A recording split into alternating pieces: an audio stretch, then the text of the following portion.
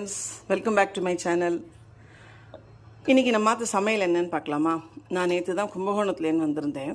அதனால் அந்த கும்பகோணத்தில் விற்கிற அந்த கறிகாய்கள் எல்லாமே ரொம்பவே டேஸ்டியாக இருக்கும். அந்த காவேரி கரையில் வளர்கிற கறிகாய்க்கே டேஸ்ட் அதிகம் அப்படின்னு கும்பகோணம் தஞ்சாவூர்காரெல்லாம் பெருமையாக சொல்லிப்பாள். அப்போ அங்கே வந்து எல்லா கறிகாயும் வாங்க முடியல. எங்கள் ஆத்துக்கார் கத்துவர எல்லாத்தையும் கட்டி தூக்கின்னு வர அந்த மிதி பாவக்காய் அப்படின்னு இருக்கும், சின்ன சின்ன பாவக்காய். அதில் பார்க்கா இன்றைக்கி பிட்டில் பண்ணியிருக்கேன்.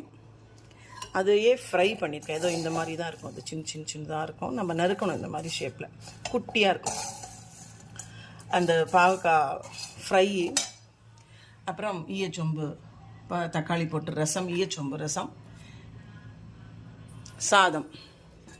இந்த ரசத்தில் என்ன இன்றைக்கி ஸ்பெஷல்னால், கும்பகோணத்தில் வாங்கின பெருங்காயம், அது ரொம்ப ஃபேமஸ் கும்பகோணத்தில், அதை போட்டு ரசம். இதுதான் இன்றைக்கி நம்ம மாற்று சமையல். தேங்க்யூ.